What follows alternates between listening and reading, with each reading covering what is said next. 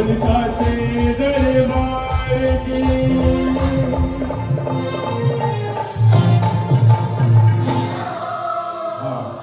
तैयार, हाथ उठाइए, आंखों को मीचिए और सांसों को भीजिए सब। बोल श्री रानी सती दादी की। अब एक बार जोरदार तालियां अपने लिए, अपने लिए।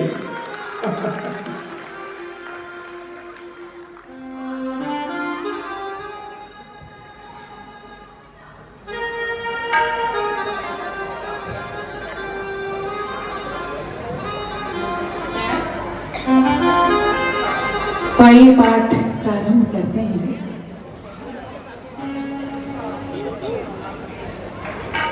एक पाठ हम रमाकांत जी का करते हैं।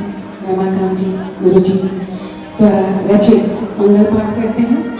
और ये जो पाठ है ये राजेंद्र जैन भैया के बनाया हुआ मंगल पाठ है। उनके द्वारा रचित किया हुआ ये मंगल पाठ है।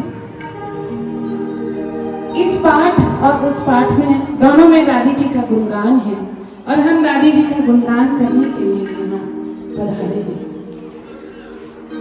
और मंगल पाठ हम शुरू करने जा रहे हैं। एक बार चाहूंगा हमारे इन दोनों ही पाठ रचयिता, दोनों ही विद्वानों के लिए एक बार जोरदार तालियां बजाएं, जोरदार। दरबार लगता है, चाहे भारत में लगे चाहे पूरे संसार में जहाँ भी लगता है, ये दोनों विद्वान हमेशा दादी जी के दरबार में रहते हैं, सबकी यादों में रहते हैं और सबकी जुबान पे किसी न किसी माध्यम से दोनों रहते हैं। एक बार जोर से जयकारा लगाएंगे, बोलिए सच्चे दरबार की।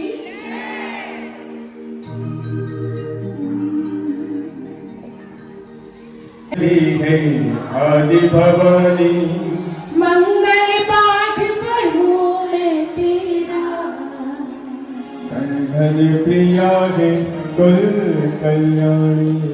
मंगल पाठ पढ़ूं मैं तेरा, धन प्रिया है कुल कल्याणी। तो ये छोटा सा सार संक्षिप्त में आपको नृत्य नाटिका के माध्यम से बताते हैं। इसका प्रथम अध्याय जहाँ दादी जी का कैसे पुनर्जन्म की जो कहानी है उसके माध्यम से। माता सती भगवान शिव की पहली पत्नी है। वह प्रजापति दक्ष की पुत्री थी। राजा दक्ष ने अपनी तपस्या से देवी भगवती को प्रसन्न किया, जिसके बाद माता भगवती ने ही सती के रूप में उनके घर में जन्म लिया। देवी भगवती का रूप होने के कारण सती दक्ष की सभी पुत्रियों में सबसे अलौकिक थी। वह बचपन से ही भगवान शिव की भक्ति में लीन रही। सती ने शिव को अपने पति के रूप में पाने के लिए सच्चे मन से उनकी आराधना की थी। उन्हें इनका फल भी प्राप्त हुआ और उन्हें शिवपति के रूप में प्राप्त हुए। राजा दक्ष शिव को अपनी पुत्री के लिए योग्य वर नहीं मानते। पिता दक्ष के विरुद्ध जाकर माता सती ने भगवान शिव से विवाह किया। एक बार की घटना है, प्रजापति दक्ष ने एक विराट यज्ञ का आयोजन किया। उस यज्ञ में समस्त लोगों के देवी देवता, गंधर्व, नर, राजा, महाराजा, अन्य गण, ऋषिगण सभी को आमंत्रित किया गया। परंतु नारायण नारायण, प्रणाम माते, प्रणाम। आइए देवी जी, आज तो आप बड़े ही प्रसन्न नजर आ रहे हैं। कहिए कैसे आना हुआ? नारायण नारायण, अद्भुत माते, अद्भुत। आप और महादेव सच में सब कुछ जानकर भी अनजान बने रहते हैं, जैसे आपको कुछ ज्ञात ही नहीं। देव ऋषि, आप क्या कहना चाहते हैं? मेरे तो कुछ भी समझ नहीं आ रहा। नारायण नारायण, मैं समझ गया माते। इतनी बड़ी खुशखबरी, वो जिसकी व्याख्या आप मेरे मुख से सुनना चाहती हैं। ठीक है माता, जैसी आपकी इच्छा। आपके पिता श्री प्रजापति तक्ष जी ने एक विराट यज्ञ का आयोजन किया है माते, जिसमें समस्त लोगों के विशिष्ट जनों को आमंत्रित किया है। मुझे तो ऐसा लगता है शायद ही ऐसा कोई हो जो उस यज्ञ में ना पहुंचे।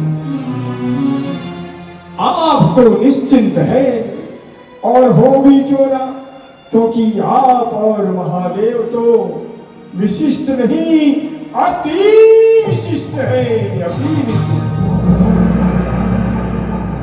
अच्छा बात है, मैंने अपना कार्य पूर्ण किया। अब मुझे आज्ञा दे।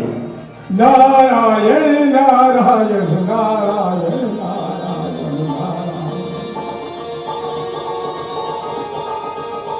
पिताश्री ने इतने बड़े यज्ञ का आयोजन किया और हमें सूचना तक नहीं मिली। अवश्य ही इतने बड़े कार्यभार में वो हमें सूचित करना भूल गए होंगे। मैं अभी स्वामी से इसकी चर्चा करती हूँ, अवश्य ही उन्हें ज्ञात होगा। ओम नमः शिवाय, ओम नमः शिवाय, ओम नमः शिवाय, ओम नमः शिवाय, ओम नमः शिवाय, ओम नमः शिवाय, ओम नमः शिवाय, ओम नमः शिवाय, ओम नमः शिवाय, ओम नमः शिवाय, ओम नमः शिवाय, नमः शिवाय, ओम नमः शिवाय।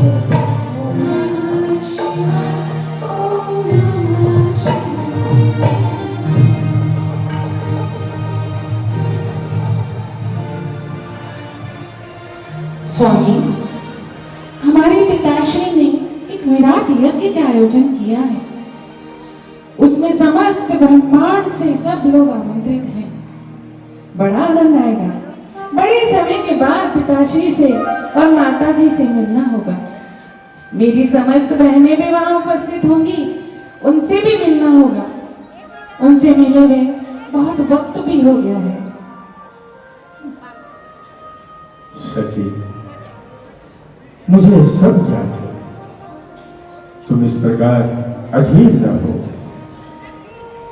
मैं तुम्हें एक और वाक्य से अवगत करा दूं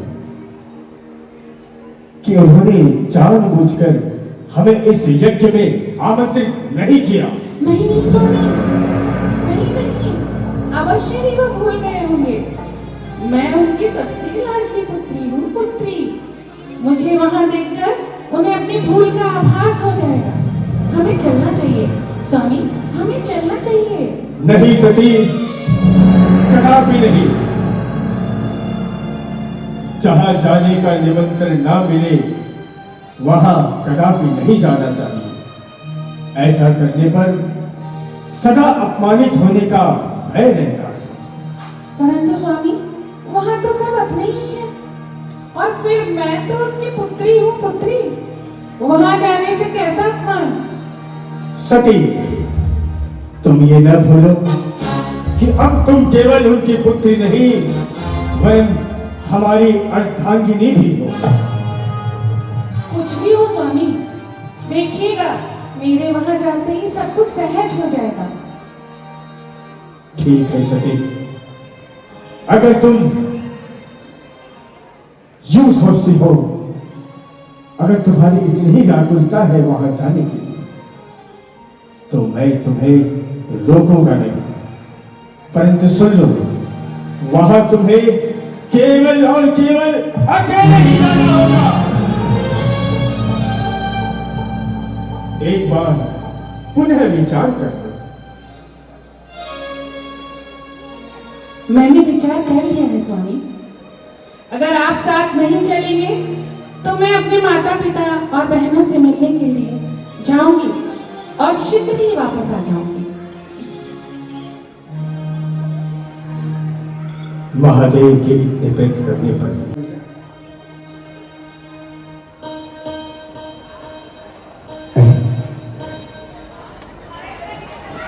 ये क्या है? लगता है मेरे आने से किसी को कोई खुशी नहीं है। पिताश्री, माता, किसी ने भी आकर मुझे गले नहीं लगाया। सारी बहनें भी मुंह फेर रही हैं। प्रजापति दक्ष की नजर जो सती पर है,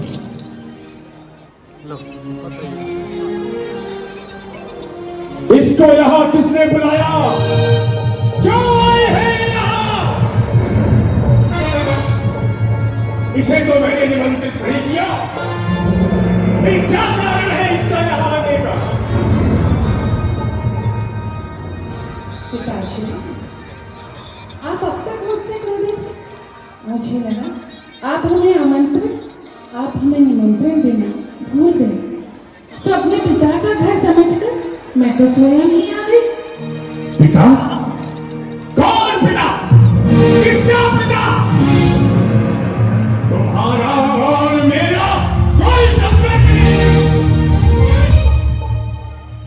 माना पिताश्री, मैंने महादेव से विवाह करके आपको रुष्ट किया है, परंतु मुझे ये लज्जित ना करे पिताजी।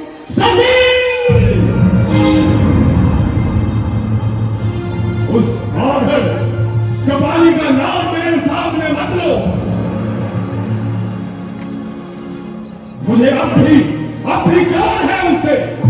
वो धन मेरा कुछ नहीं बिगाड़ सकता। मैं उसका हमेशा तिरस्कार ही करता रहूंगा। प्रजापति दक्ष, अपनी मर्यादा मत लांघो, नहीं तो अपने क्रोध की अग्नि में मैं तुम्हारे इस यज्ञ को भस्म कर दूंगी। मैं ही मूर्ख थी जो स्वामी के समझाने पर भी नहीं मानी। मुझे क्षमा करें स्वामी, क्षमा करें स्वामी, मुझे क्षमा करें। यहाँ उपस्थित सभी जन ये सुन ले, मेरे स्वामी शिव इस यज्ञ में मेरे स्वामी शिव को इस यज्ञ में ना बुलाकर दक्ष ने बहुत बड़ा अपराध किया है। उस पर भी भरी सभा में अपशब्द कहकर मेरे पिताश्री ने मेरे स्वामी शिव को अपमानित किया। उससे मेरी क्रोध की अग्नि और बढ़ा दी है। मैं सभी आज और अभी इसी क्षण अपनी इस देह को यज्ञ की अग्नि में भस्म करती हूँ, यज्ञ की अग्नि में भस्म करती हूँ। और जिसका डर था वही हुआ। देवी ने, भगवती ने अपने इस देह को उस यज्ञ की अग्नि में अग्निहोत्र कर डाला।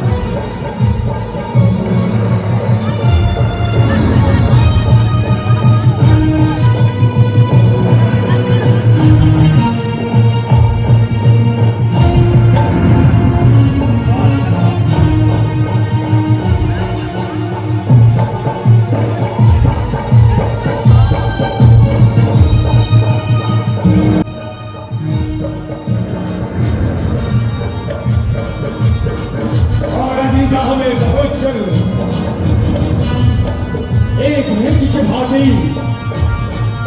सती के पूरे देह को लेकर वो पूरे ब्रह्मांड का चक्कर लगा।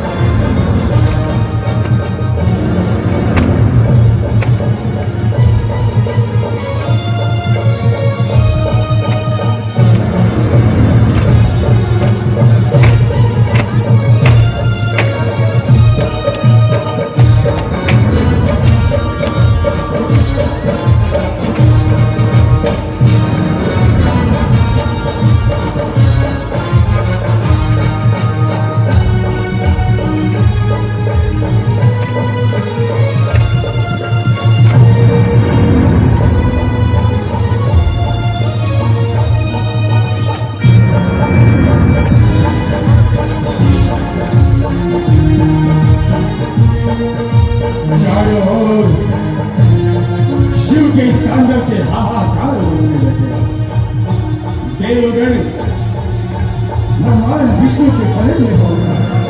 प्रभु प्रभु आप भी रक्षा कीजिए इस सृष्टि की, अन्यथा अन्यथा महादेव महादेव द्वारा ये सृष्टि भी भस्म हो जाएगी। देवों की शरण पुकार से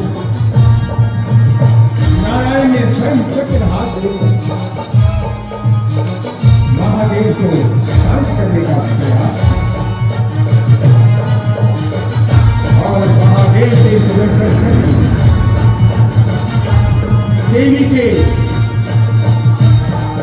ये समझ था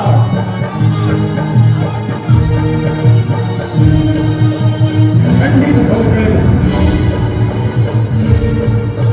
51 शक्ति पीठों के आधार पर इस युग के अंतर्गत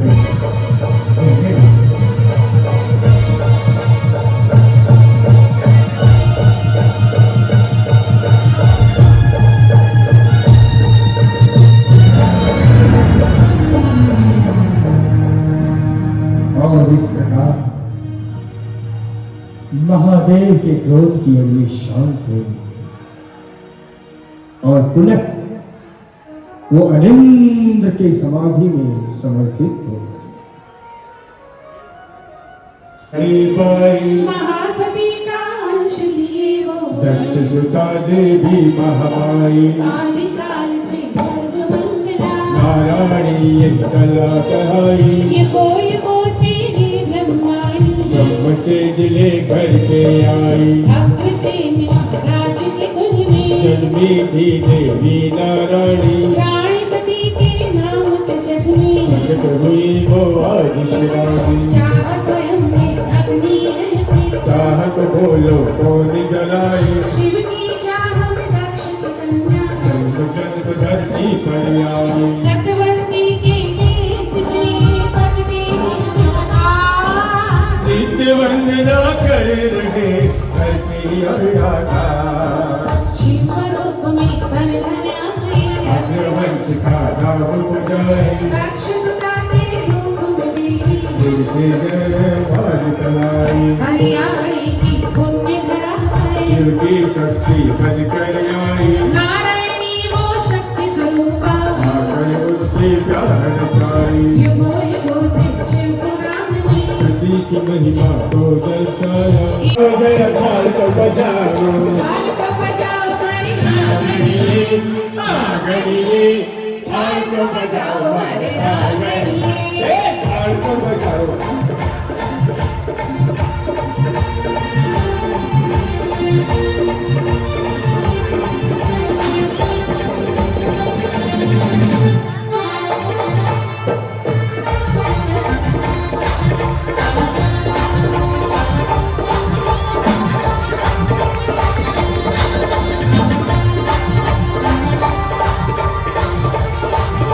और दादी के इस जन्म उत्सव में कोई भी पीछे न रहे, क्योंकि दादी अपने खजाने से आपको गुहार जरूर देगी। जो पीछे बैठे हाथ उठाइए, देखो हाथ उठाइए, अपनी हाजिरी लगाइए, एक साथ तालियां बजाइए, 1 2 3 4 ताल को बजाओ जरा ताल को बजाओ ताल को बजाओ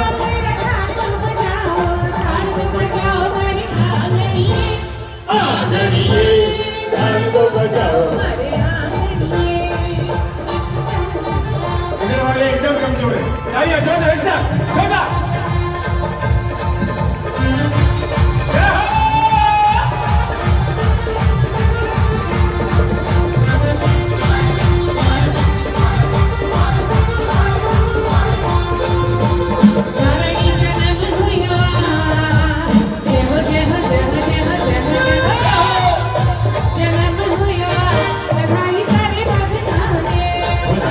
जन्म हुआ बधाई सारे भक्त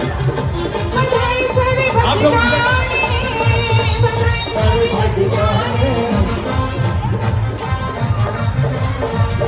बधाई सारे भगता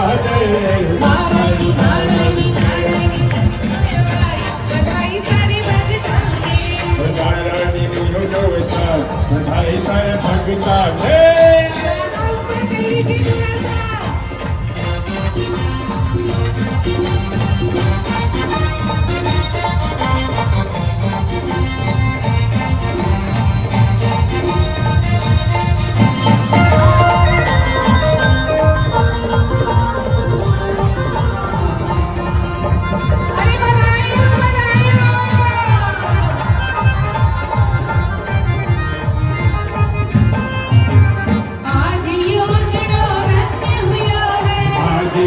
झगड़ो आजियो झगड़ो धन्य हुयो है रानी को जन्म हुयो है आज विशाखापट्टनम धन्य हुआ है आज योगड़ो धन्य हुआ है आजियो झगड़ो धन्य हुयो है माई नारायण को जन्म हुयो माई नारायणी को जन्म हुयो अरे बाजू देखो हो जा हो जा हो जा हो जा हो जा आई सारे पाकिस्तानी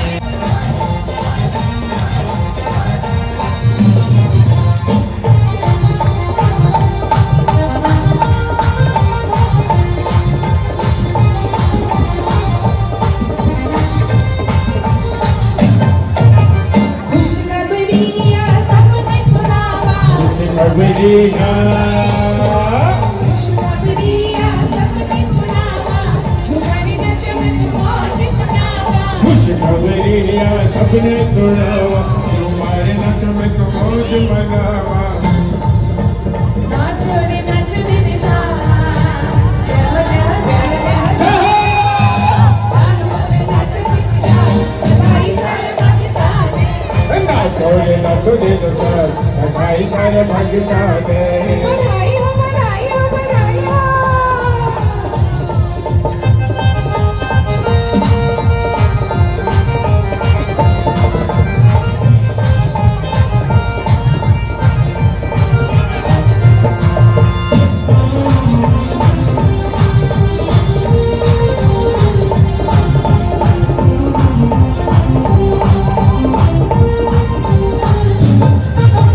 ढोली नगाड़ा ढम ढम बाजे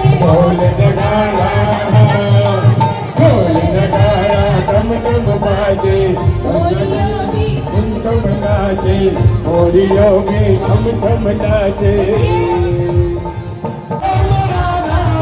जीला सकुना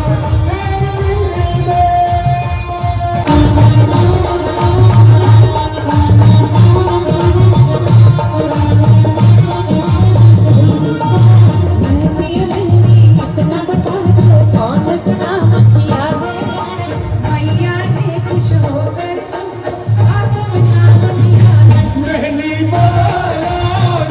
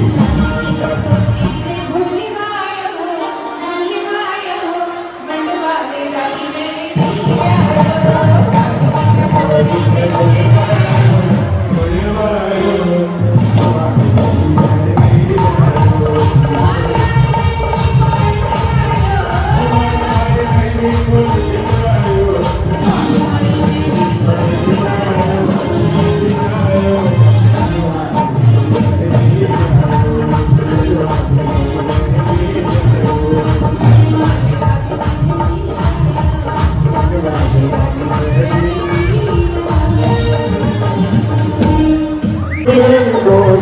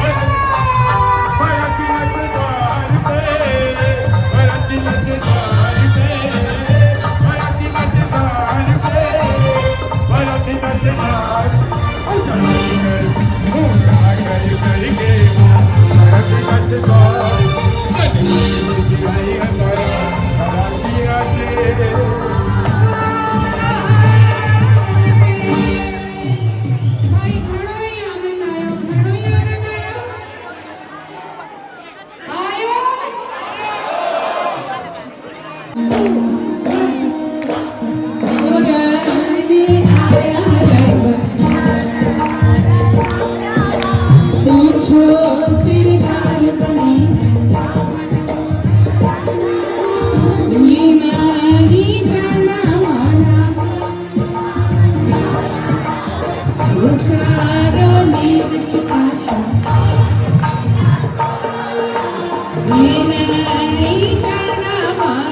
हुआ कामड़ धारी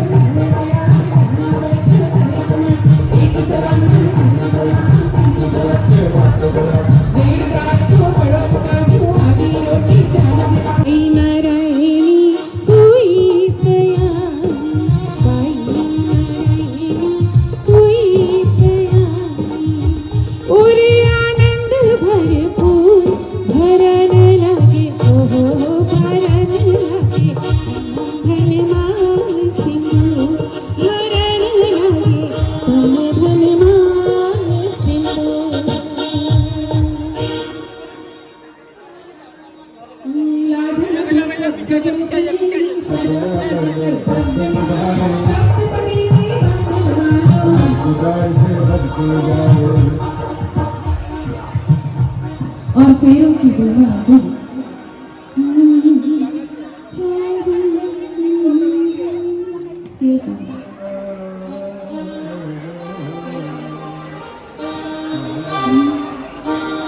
चारों को तारी झुमरी जी पीड़ा ले रे कावरी जी मैंने सुना शब्द सुनाई सब पीड़ा जी